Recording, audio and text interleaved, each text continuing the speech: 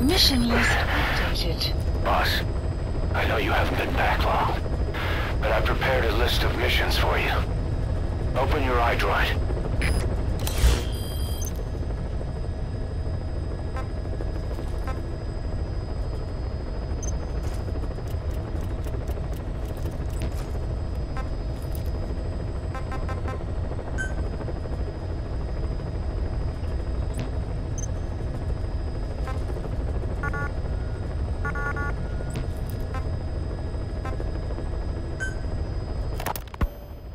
Hospitalized in Dekelia, a British sovereign base area on Cyprus.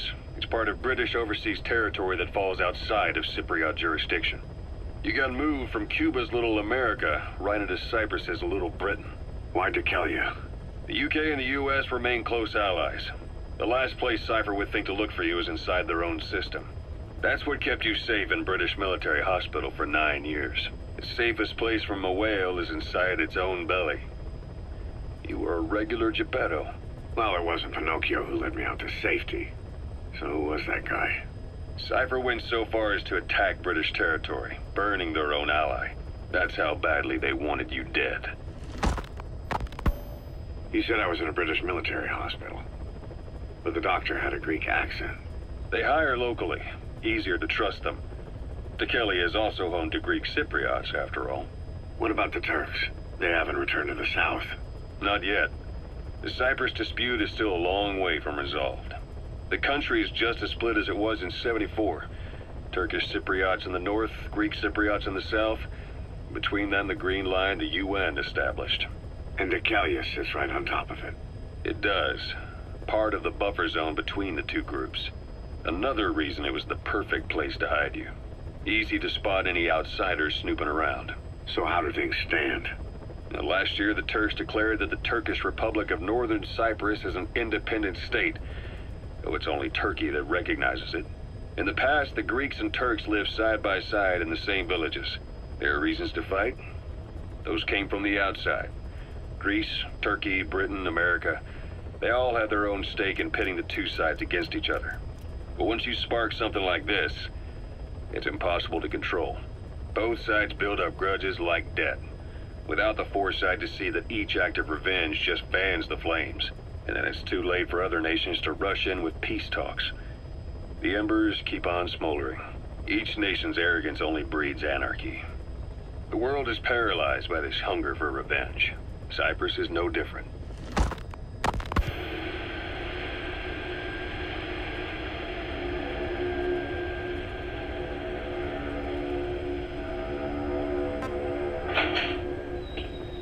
You're up. We're changing ships? We can't go sailing the Suez in a whaler. The Suez Canal. When did they reopen it? Not long after you were attacked. Once they finished sweeping it for mines after the Arab-Israeli conflict. Can you stand? We're going to transfer to a container ship for passage through the Suez. Our destination is Pakistan, Afghanistan's neighbor to the south. There, we disembark and head via Peshawar to the Zero Line, the border. We'll travel to the Khyber Pass by road. And then? We continue on horseback. Afghanistan's main roads are under Soviet control. We'll need to go around them. It'll be all narrow, winding paths through the mountains. We'll do better on horseback. It's a local guerrilla tactic. They use the higher ridges to avoid air recons. Then they charge down the mountains for ambushes. The Soviets still haven't devised a counter-strategy. Our time frame is only half as much as we really need. It's gonna be a tough march. Better horses than boats. Well, it'll make for good physiotherapy. Take the time to get used to that new arm. While the Soviets have indicated they are not participating in the Los Angeles Olympics, primarily because the United States has made no attempt to guarantee the safety of the Soviet Union's athletes, the United States is increasingly demonstrating the belief that the issue has nothing to do with its preparations, and in fact this is retaliation for the Western nations' boycott of the previous Moscow Olympics. That concludes today's news. That's quite some news. The Soviet Union not attending the LA Olympics? Yeah. Andropov's death has changed some things. They're calling it revenge for the Western boycott of the Moscow Olympics. Countries boycotted the Moscow Olympics? Yes. In protest of the Soviet Union's invasion of Afghanistan. Over 50 countries were absent. It's too bad I didn't get to see Yamashita's judo. When the 40th Army crossed the Amu River 4 years ago, détente went right out the window. The U.S. Congress chose not to ratify SALT II, and Reagan's hardline politics won him the presidency in a landslide. According to him, the Soviet Union's an evil empire. The Second Cold War. And there's been no end to regional conflicts and civil wars. Lebanon, the Falklands, Grenada, Iran, Iraq. The story never changes. Egypt and Israel did sign a peace treaty. But then the driving force on the Egyptian side, President Sadat, was assassinated afterward. Apparently, his actions were considered a betrayal of his fellow Arabs. Islamic extremists? Yes. Fundamentalist extremists have been responsible for some bold acts of terrorism in recent years. We've had extremist students in Iran take U.S. embassy workers hostage, and suicide bombings in Lebanon. Over 300 foreign soldiers stationed there have been killed. The countries have yet to develop an effective means of dealing with terrorism.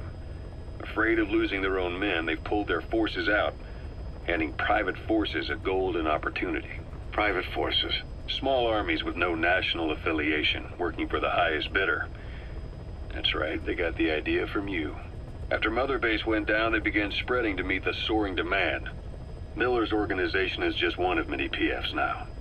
The entire world is after you. But at the same time, it needs you too. Miller told me about what happened in the Caribbean 9 years ago.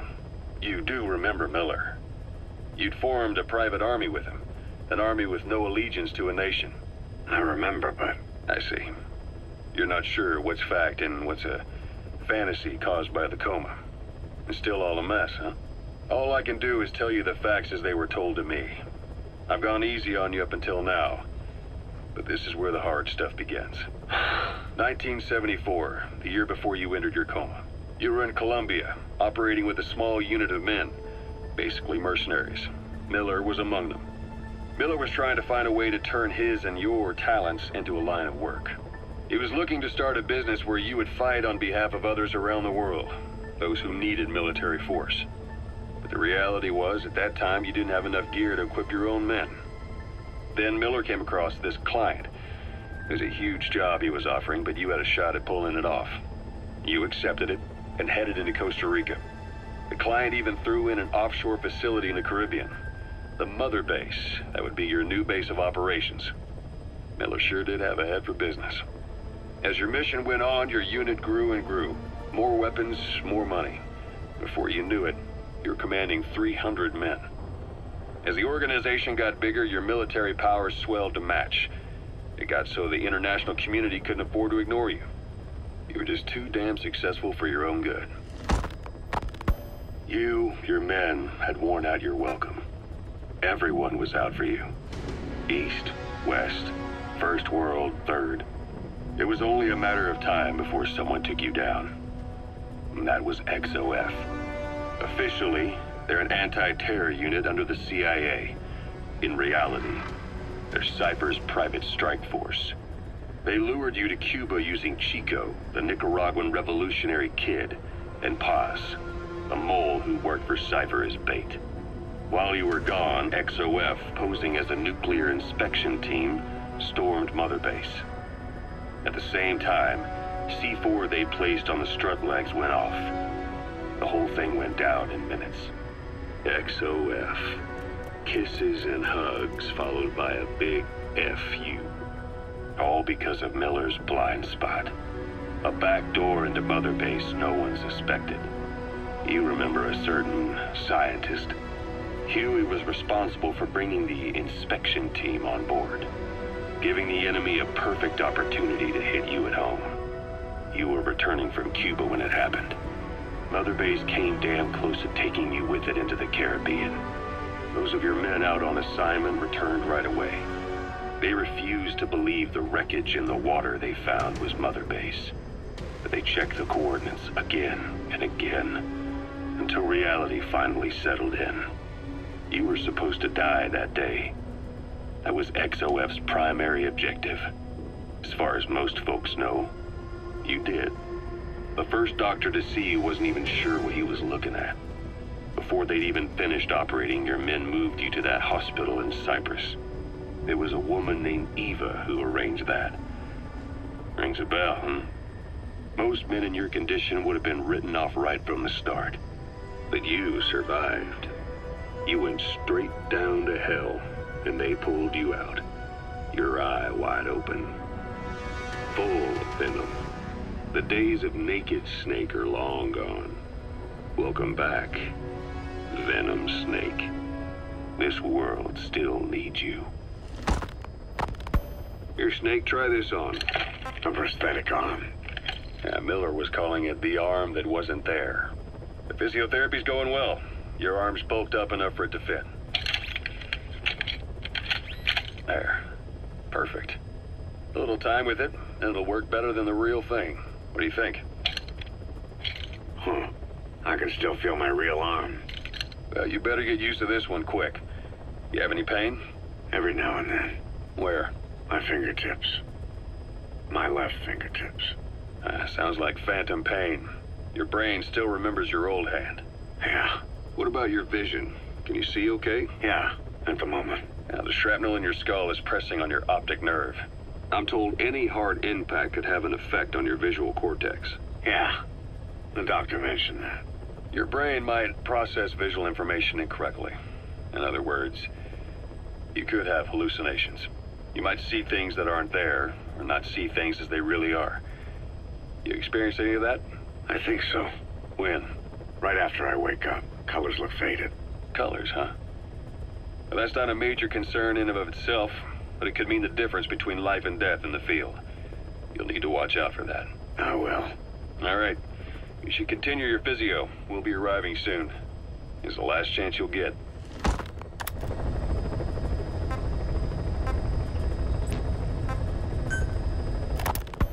Ocelot. I hear they started calling you Shalashaska in Afghanistan. What's that about? You know the term Sharashka? It's slang for a suspicious, hastily thrown together organization. The word became associated with a type of forced labor facility in the Soviet Gulag system. OKB scientists and engineers who'd been convicted of crimes were sent to a Sharashka for forced R&D. The Sharashkas were supervised by Lavrenti Beria of the NKVD, the secret police, under the official name 4th Special Department. Forced research? That's not very different from what we do here. Diamond Dogs is different. Everyone here believes in you. Regardless of where they came from or why they're here, they revere you. And they're fighting because it was their choice. And if it wasn't, they'd leave? Who knows?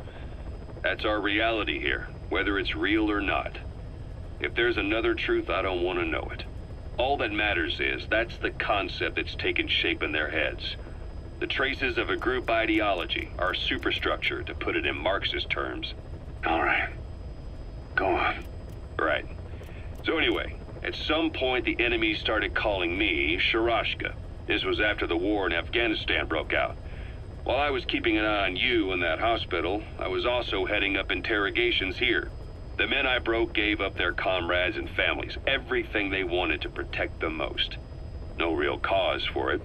I just let myself get caught up in the old Russian pride. And suddenly I received the honor of becoming Special Interrogation Advisor to the forced labor camps. But the more men I interrogated, the more people saw me as just that, the interrogator. It helped cover my real objective of keeping you safe. You went that far for me? Far enough to keep you alive.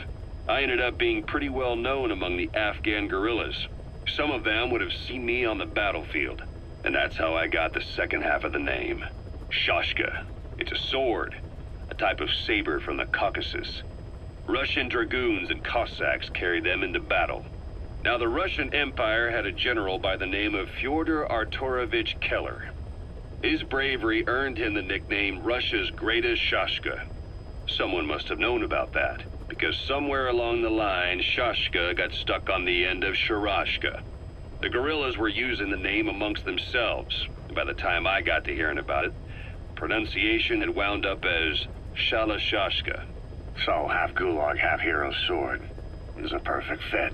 But you see how rumors and ideas about people can get out of hand fast. Once you create a character and put it out there in public mind, it warps and twists with every baseless rumor. And before you know it, all people see are phantoms. In my case, it works out just fine. I'm plenty used to working under aliases.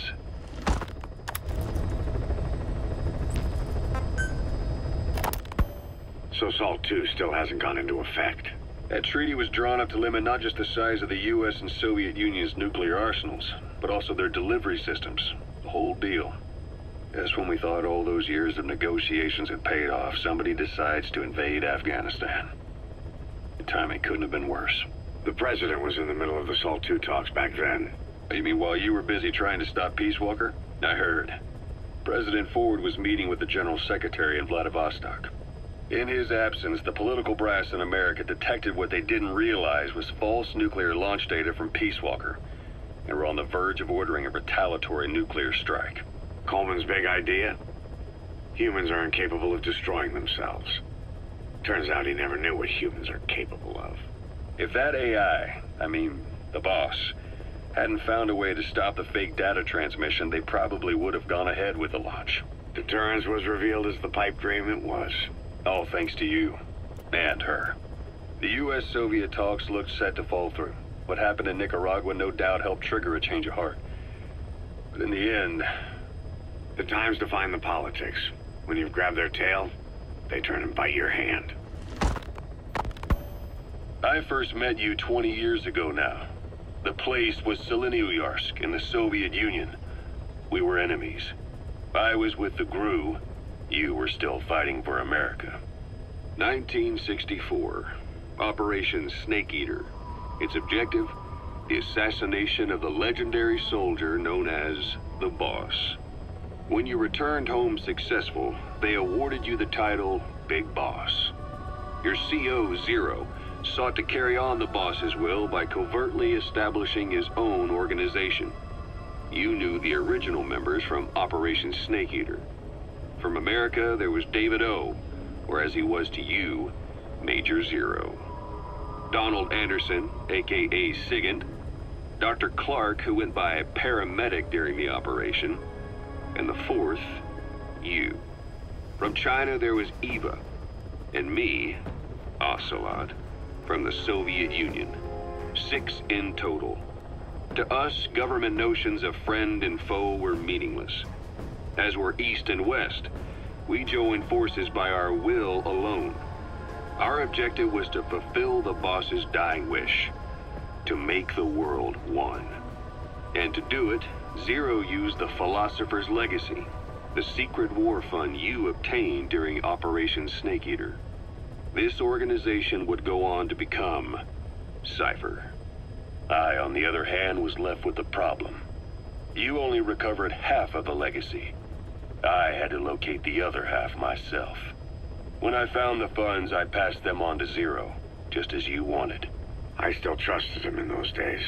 We thought what he was doing was the boss's will, until he started that one project. Les enfants terribles, Zero called it. You parted ways, as did Eva, leaving only Anderson and Clark still with him.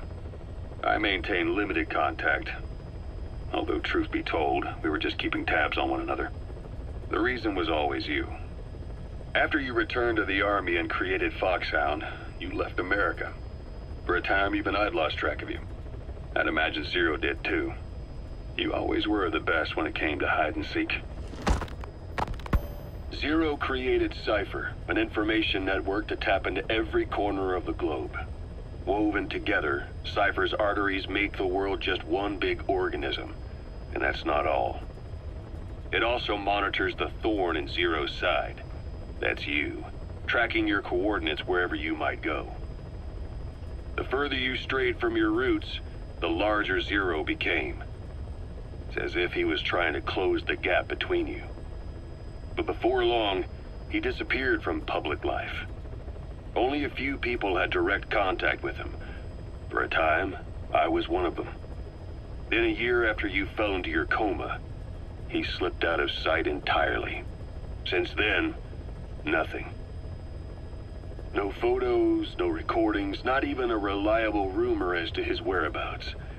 I tried every method I could think of, but Zero was gone. Freed of his control, his creation, his power continued to grow. Cypher is a great beast, and Zero was its spine. But even without him, it's endured, evolved. But now its body is rotting, riddled with parasites. Parasites like the ones who attacked you 9 years ago in the Caribbean, and then at the hospital. Cypher's Black Ops unit, XOF. They learned where you were, and came to wipe the slate clean.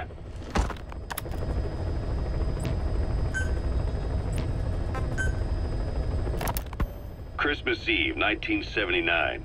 The Soviet Union rolled into Afghanistan. Muslims had revolted against the Soviet-friendly regime established the year before. The DRA forces could no longer contain it themselves, so the Soviets went in to intervene. The Afghan government was powerless and fraught with infighting.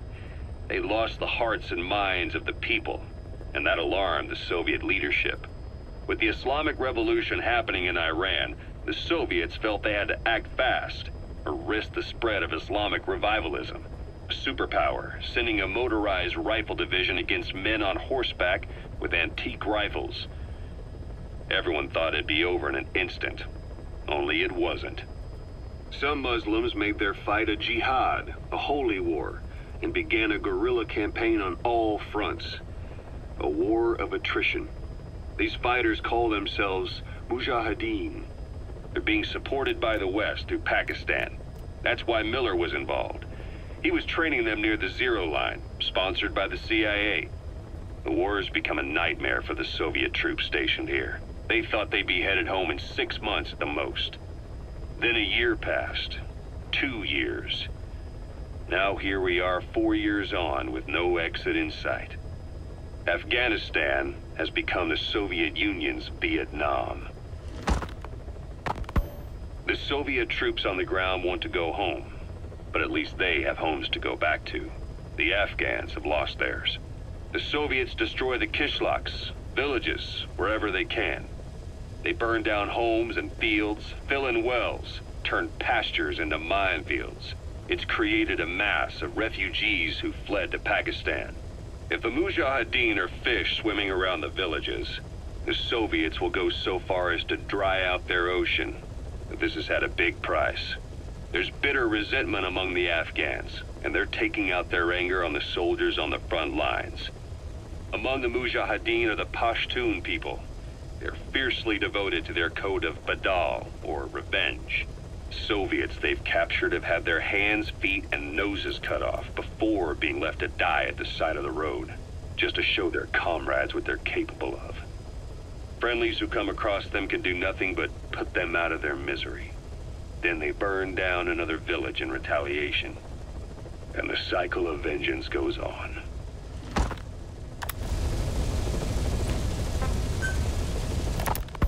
Snake, I wanted to ask you about the man on fire. What do you remember from the hospital? Anything we can use? Well, he took off the moment the sprinklers started up. Sprinklers? The fire system? And when he got sprayed with water from the burst pipe, it slowed him down. When we escaped on horseback, he wouldn't cross the river either. And then it started to rain.